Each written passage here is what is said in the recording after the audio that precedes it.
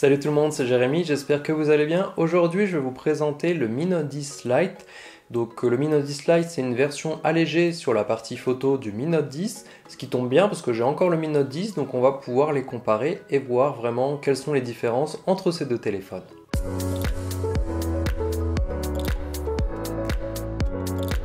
Avant de commencer, je tenais à remercier Richard de la société TTC. C'est lui qui me prête le téléphone aujourd'hui. C'est aussi lui qui m'avait prêté le Poco F2 Pro il y a quelques semaines. Donc encore merci à Richard. Et si d'ailleurs le Mi Note 10 Lite vous plaît, Richard m'a donné un code promo que vous pourrez utiliser sur son site ou par mail pour avoir le Mi Note 10 Lite à 299 € en version 64 Go et à 339 € en version 128 Go. Donc je vous donne le code promo un petit peu plus loin dans la vidéo. Alors si on voit ensemble les caractéristiques principales du smartphone, on a un Snapdragon 730G, 6 Go plus 64 Go de stockage et une deuxième version en 6 Go plus 128 Go. On a un écran AMOLED 3D incurvé à 6 pouces 47. On a une résolution de 2340 sur 1080 en Full HD.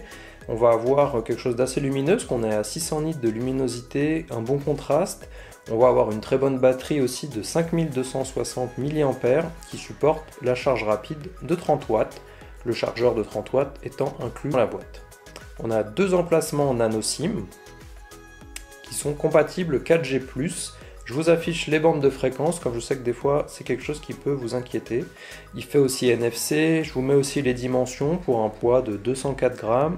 On va aussi avoir un port jack en plus d'intégré, ce qui est plutôt pas mal. Au niveau de la caméra principale, on est sur du 64 mégapixels, on a un capteur Sony dessus, c'est le IMX686.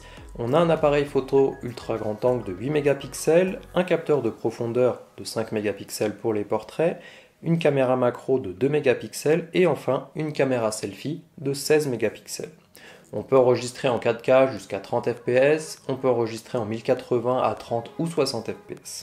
Alors ici, mis à part la partie photo, tout le reste des paramètres est le même que le Mi Note 10 classique. Donc on a une version light vraiment sur la partie photo, mais pas sur le reste des paramètres. Je vous avais d'ailleurs fait un test sur le Mi Note 10 il y a quelques mois, donc si vous voulez aller le voir, vous pouvez aller le voir, parce que vous aurez du coup, a priori, les mêmes paramètres sur tout ce qui est écran, jeux vidéo, audio, etc.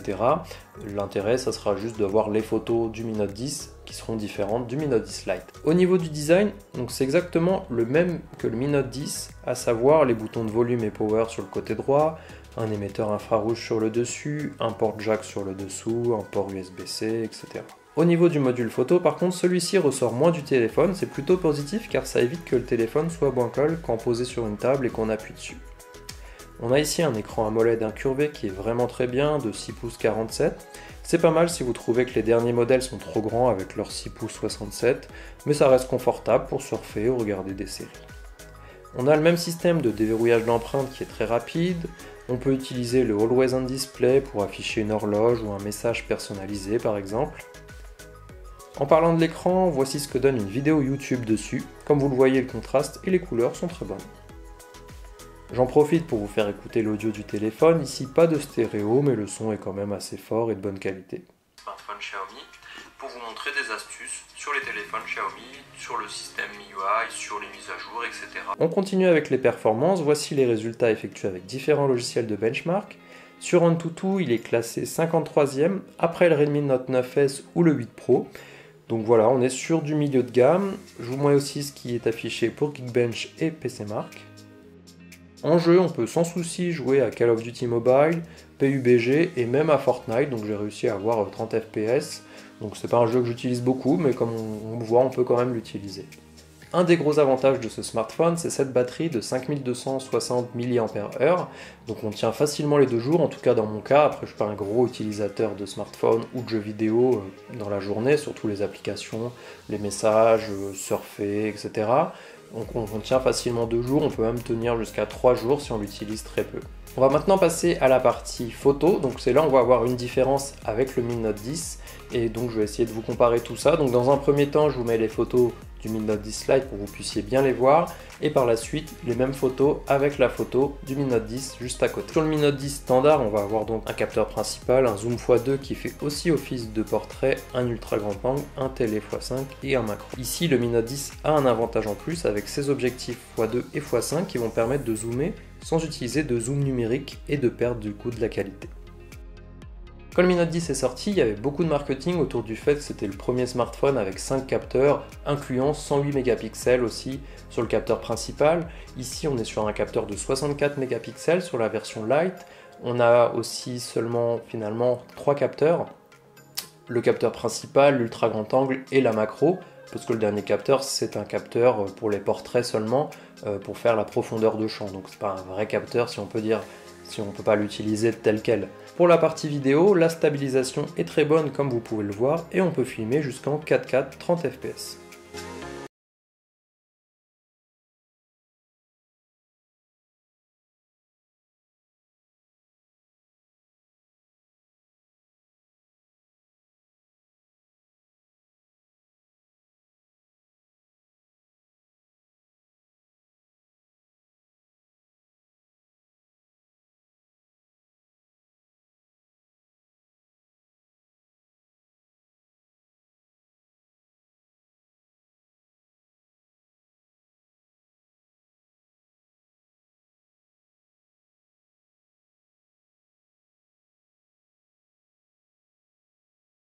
Voilà un exemple tourné avec les caméras selfie des deux téléphones. Voilà un exemple tourné avec la caméra selfie du téléphone. Voilà la même chose avec la caméra principale. La même chose avec la caméra principale. Alors pour conclure, ici on va avoir un téléphone qui a un bon écran AMOLED, une super batterie qui permet de tenir 2 voire même 3 jours. On va aussi avoir un processeur qui permet de jouer aux jeux vidéo finalement et d'avoir un système assez fluide, sans problème. Il n'y a pas de ralentissement particulier. Dans l'ensemble, c'est un très bon téléphone.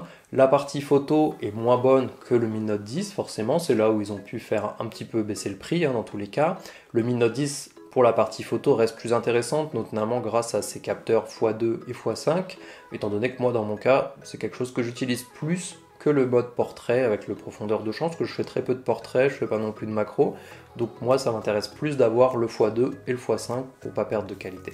Malgré ça, je pense que c'est un téléphone qui peut convenir à beaucoup de monde, on va avoir de bonnes caractéristiques, certes la partie photo est un peu en dessous de ce qu'on aurait sur le Mi Note 10 ou des téléphones plus chers, mais d'un autre côté, pour faire des photos de vacances, des photos à la plage, en bonne luminosité, faire des photos de son plat au restaurant, ça suffit largement. Comme je vous l'ai dit en intro, vous pouvez en passant par le site Xiaomi by TTC avoir une réduction en utilisant le code promo CHINADDICT, ce qui vous permet d'avoir le Xiaomi Mi Note 10 Lite à 299 € en version 64 Go et 339 € pour la version 128 Go dans la limite des stocks disponibles. À ce prix-là, ça le rend encore plus intéressant parce que c'est finalement le même prix que vous l'auriez en Chine, sauf que là, vous l'avez en expédition depuis l'Europe avec une garantie de 2 ans. Voilà, j'espère que cette vidéo vous a plu. Dites-moi en commentaire ce que vous pensez de ce téléphone.